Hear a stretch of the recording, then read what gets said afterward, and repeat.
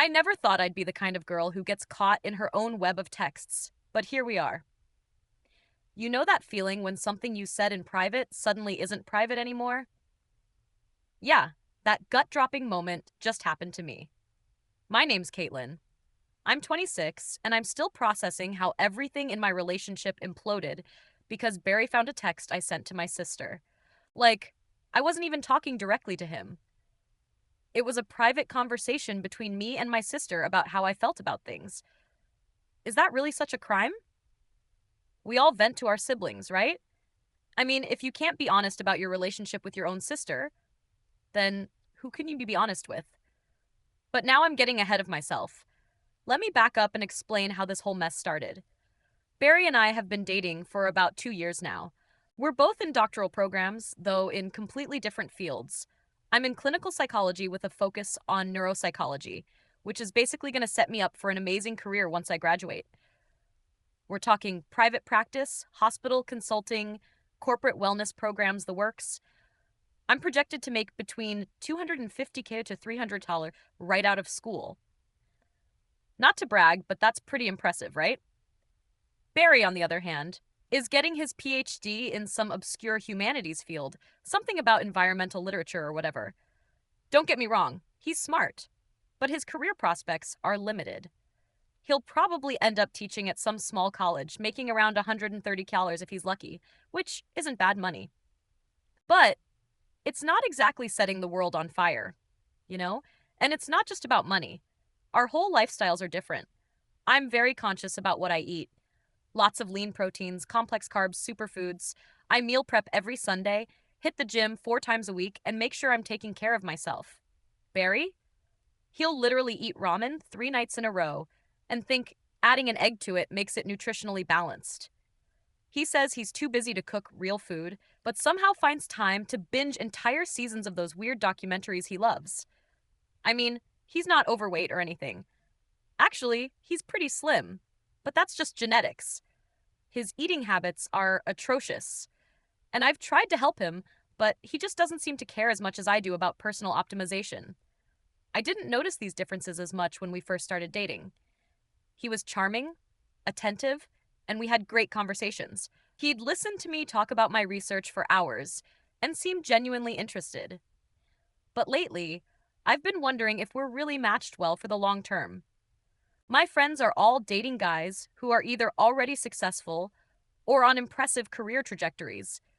They go on fancy vacations, receive thoughtful, expensive gifts, and get taken to high end restaurants regularly. Meanwhile, Barry thinks a special date is cooking dinner at home and watching a movie on the couch, which was cute at first, but after 2 years, come on, show some ambition, dude. So, about 3 weeks ago, I had this amazing opportunity come up at school. My advisor invited me and a few other doctoral candidates to join a Sunset Cruise networking event with some major players in the field: hospital directors, private practice owners, pharmaceutical research recruiters, people who could potentially offer me jobs after graduation. It was going to be this gorgeous evening cruise with a fancy dinner and open bar, basically the perfect chance to make connections while enjoying luxury treatment for a night. The only problem, Barry had a presentation due the next day that he needed to work on. When I told him about the cruise, he immediately offered to stay home and work on his presentation so I could go. I accepted his offer without hesitation. Obviously, this was a crucial career opportunity for me. Honestly, I was kind of relieved he couldn't come anyway. Barry can be a bit awkward in networking situations. He doesn't quite understand how to make the right impression with important people. Tends to talk too much about his obscure research interests and doesn't dress quite right for upscale events. The last thing I needed was to be managing his social interactions while trying to impress potential employers. So, I went to the cruise alone, wore my best cocktail dress, and had an absolutely amazing time. I made connections with 3 different hospital directors and even got the business card of a pharma exec who told me to call her directly when I graduate. It was exactly the kind of evening that moves a career forward. When I got home that night, Barry was still up working on his presentation. He asked how it went, and I gave him the highlights while he nodded and smiled, but I could tell he was only half listening. That's another thing. He claims to be supportive of my career, but sometimes I don't think he really understands just how important these connections are. Anyway, he eventually finished his presentation at like 3 a.m.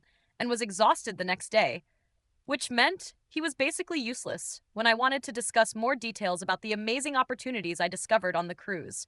I mean, I get that he was tired, but this was important to me. He could have at least tried to engage more enthusiastically, you know. Anyway, that whole cruise situation was nothing compared to what happened next. So, I have this friend from undergrad, Jason, who I've known forever. He moved to Seattle after graduation, which is about a 6 hour flight from where Barry and I live. Jason and I have always been close, and he recently went through a bad breakup. So when he invited me to come visit for a weekend, I thought, why not? It would just be a quick trip. Fly in Friday night, spend Saturday together, fly back Sunday. I figured it would be good to be there for a friend going through a rough time. When I told Barry about my plans, he got this weird look on his face. Then he asked, so, you're willing to fly 6 hours each way to spend one day with Jason, but you never come to visit me when I'm just an hour away?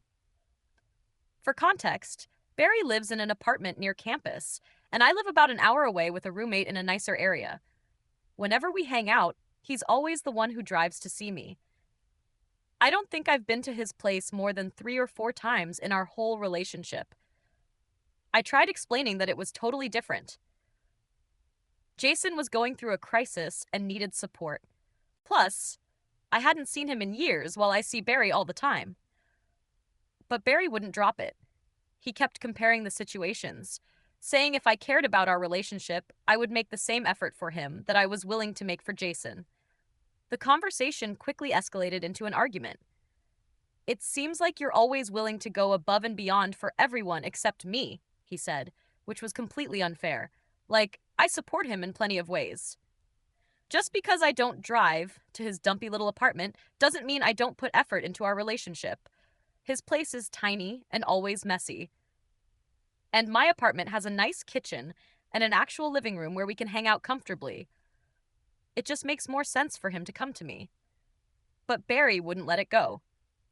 He started bringing up other examples. How I'll spend money on nice dinners out with my girlfriends, but complain when he wants to go somewhere that's not on my meal plan.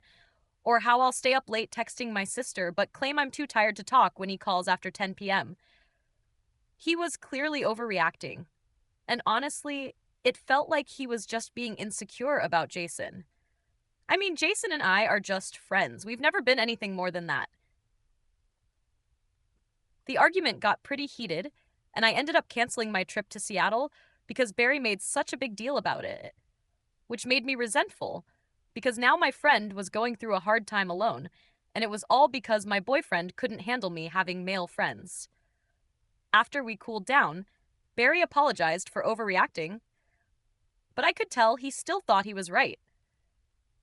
I apologized too, just to move past it, but honestly, I was still annoyed that he'd made such a fuss over nothing. That night, after Barry went home, I called my sister Megan to vent. I told her everything about the argument and how frustrating it was that Barry didn't seem to understand that different relationships require different kinds of effort.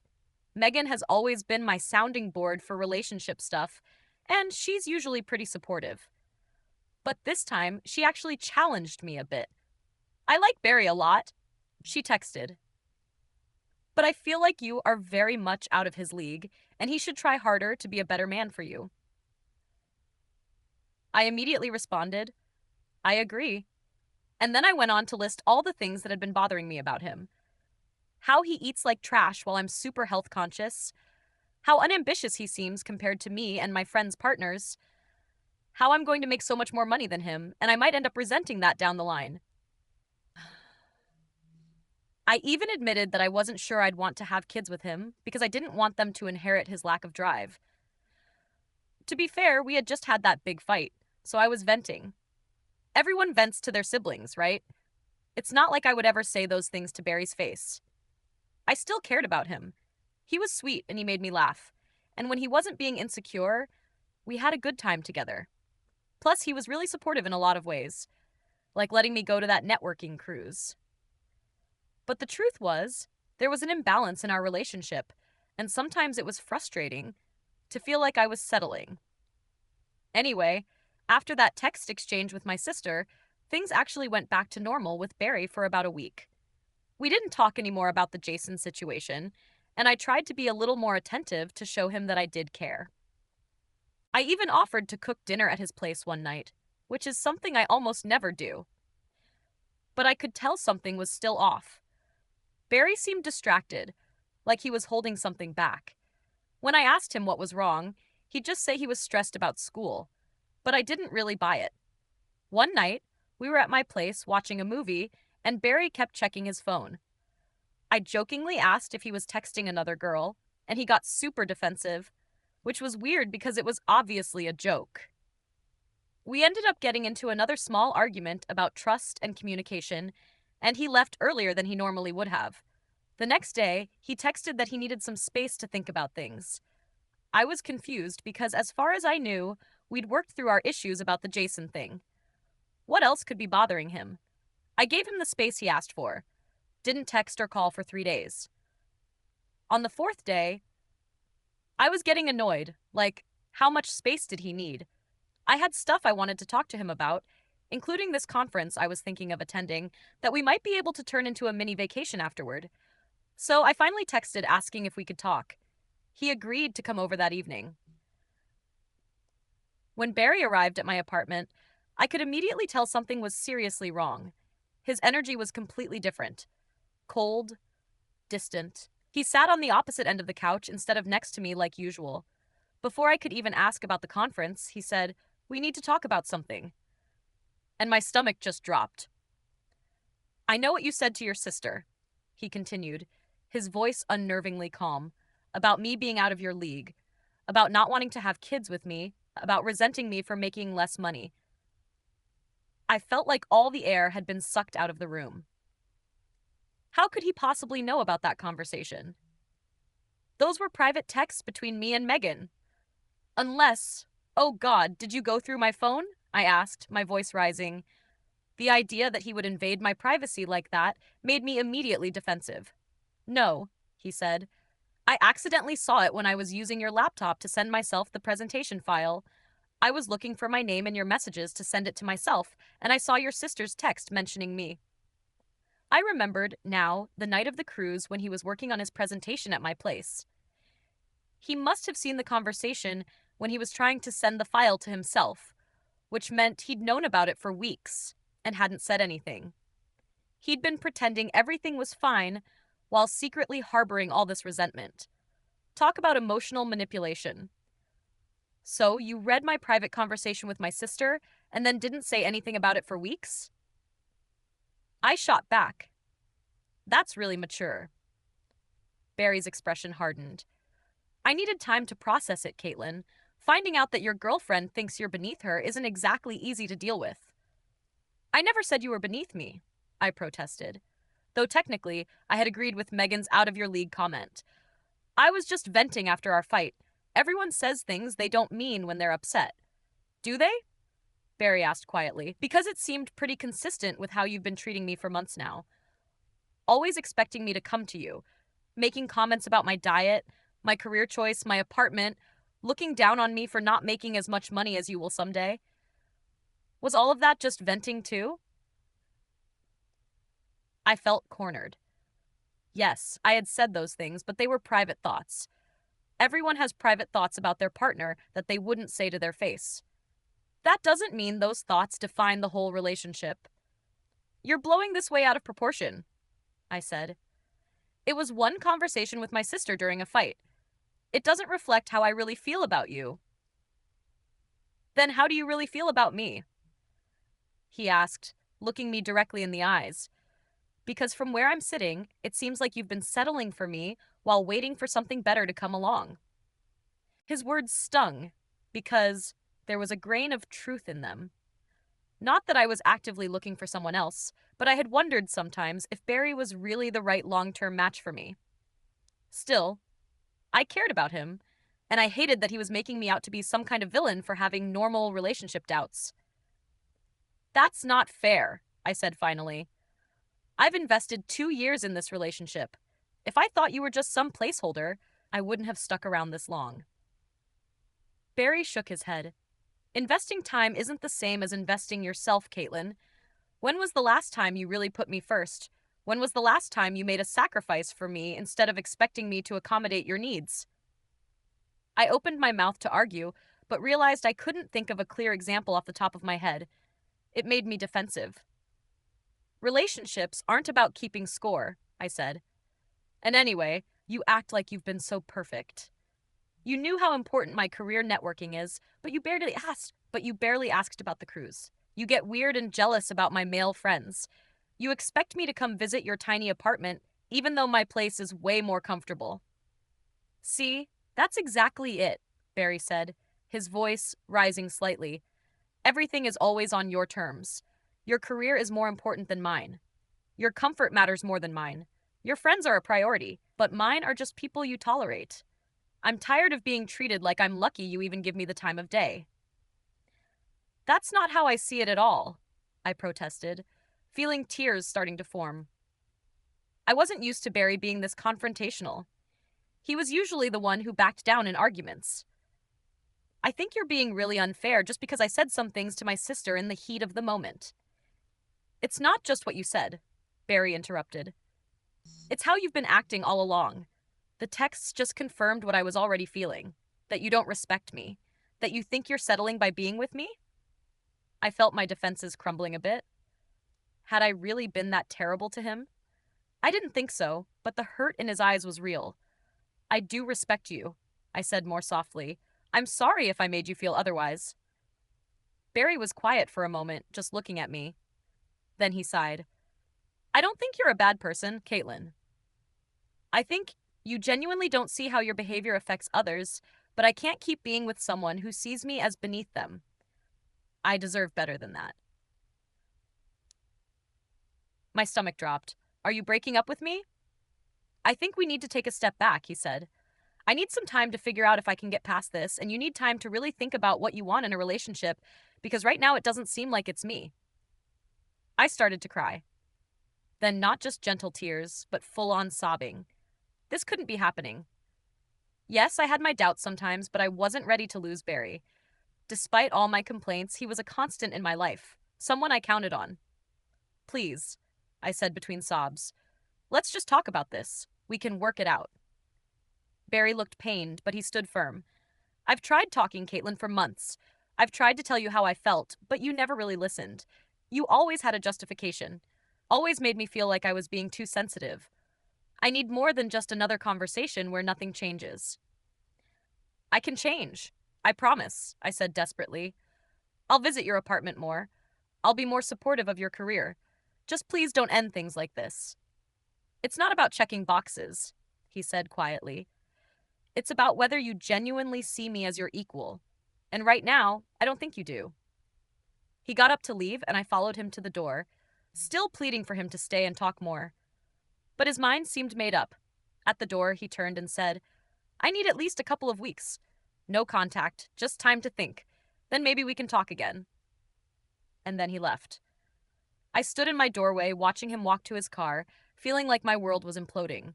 How had things fallen apart so quickly? All because of some stupid text with my sister that he was never supposed to see. The next 2 weeks were awful. I kept reaching for my phone to text Barry, only to remember that we were on a break. I went back and forth between being angry at him for overreacting and feeling guilty about the things I'd said. I replayed our relationship in my mind, trying to see it from his perspective. Had I really been treating him like he was beneath me? I didn't think so. But some of his examples hit uncomfortably close to home. During this time, I talked to Megan a lot, though I was careful not to text anything I wouldn't want Barry to see, just in case we got back together and he somehow saw my messages again. Megan was sympathetic, but also surprisingly candid. Maybe he has a point, she said during one of our conversations. You do kind of talk down about him sometimes. I thought that was just how you felt about him. I don't talk down about him, I protested. I just vent sometimes when he frustrates me. Yeah, but you only ever vent, Megan pointed out. You rarely talk about what you love about him or why you're with him. It's always complaints about what he's not doing right or how he's not matching up to your standards. That conversation with Megan stuck with me. I started looking through our old text threads and realized she was right. Most of my messages about Barry were complaints. When had I become so negative about him? I tried to remember what had attracted me to him in the first place: his intelligence, his thoughtfulness, his ability to make me laugh, the way he really listened when I talked about my day, the sweet little gestures he'd make, like bringing me my favorite coffee when I was studying late. Had I just started taking all of that for granted? As the end of our 2 week break approached, I psyched myself up to fight for our relationship. I would apologize sincerely, acknowledge my behavior, and promise to do better. I even planned a nice dinner at my place.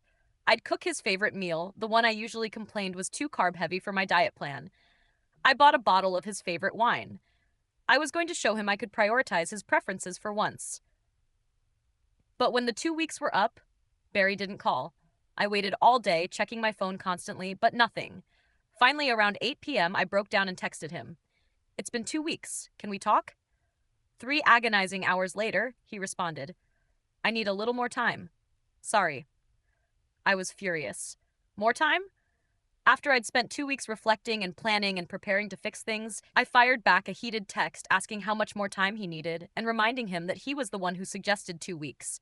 His response was so Barry, calm, measured, but firm. "I'm not ready to talk yet. I'll reach out when I am. Please respect that." I didn't respond. Instead, I opened a bottle of wine, the one I'd bought for our reconciliation dinner, and drank most of it while scrolling through our old photos together. The more I drank, the angrier I got. Who did he think he was stringing me along like this? If he wanted to break up, he should just say so instead of this needing time nonsense. In my wine-fueled state, I did something I now regret. I posted a vague but obviously relationship-related status on Facebook. Funny how you think you know someone until they show their true colors. Time to cutties? Know your worth. I even changed my relationship status from in a relationship to it's complicated. The response was immediate.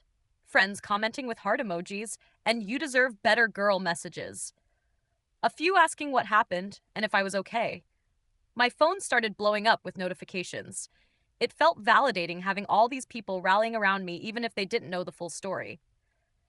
The next morning, nursing a hangover and reviewing my social media activity with regret, I got a text from Barry. "I guess that answers my question about whether you were really interested in working things out. Good luck with everything, Caitlyn." My heart sank. I immediately tried calling him, but it went straight to voicemail. I texted explaining that I'd been drunk and upset and didn't mean it. No response. I called again. Nothing. After 3 days of desperate attempts to reach him, I finally got a formal-sounding email. Barry explained that he'd been taking time to decide whether our relationship was salvageable, but my social media post made it clear I wasn't actually committed to working through our issues with maturity and respect.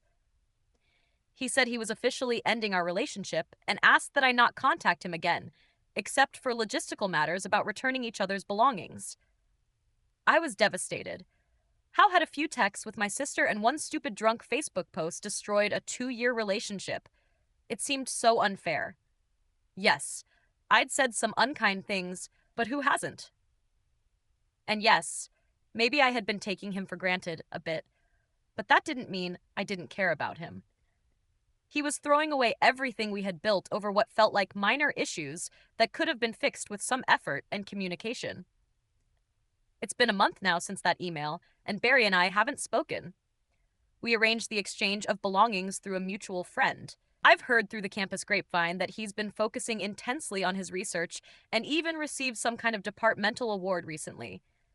Meanwhile, I'm still struggling to understand how everything fell apart so quickly. The worst part is that I'm starting to see that he might have been right about some things. Not about deserving someone better than me. That's ridiculous. But about me not treating him as an equal. Little memories keep popping up. Times when I dismissed his career goals as impractical while expecting him to cheer for mine. Occasions when I made him change restaurants because the one he picked didn't fit my meal plan. Instances when I expected him to drop everything to help me, but got annoyed when he asked for the same. But even if I made some mistakes, I still don't think it warranted ending our relationship. Relationships take work and compromise from both sides. Barry acted like I was this terrible girlfriend, but he wasn't perfect either. He was passive until suddenly he wasn't. He let resentment build up instead of addressing issues as they came up. And he completely overreacted to what was just private venting between me and my sister. Now, I'm left wondering if I should try once more to reach out to him, to really apologize and see if we can start fresh. Or maybe this is for the best. If he could walk away this easily, perhaps we weren't meant to be together long term anyway. There are plenty of guys out there who would appreciate what I bring to a relationship: my ambition, my standards, my drive to be the best version of myself. Still, I miss him. Not just having a boyfriend, but having Barry with his dorky jokes and his thoughtful insights, and the way he could always tell when I was stressed, even before I recognized it myself. I miss the comfort of having someone who knew me so well. I just wish he hadn't seen those texts, or that I hadn't sent them in the first place, or that he had understood they were just momentary frustrations, not my true feelings about him. Because despite what I said to Megan, Barry was never actually out of my league. If anything, I'm realizing too late that it might have been the other way around. If this confession kept you hooked, make sure to subscribe, like, and share. We share powerful true stories every day that explore the complex realities of life.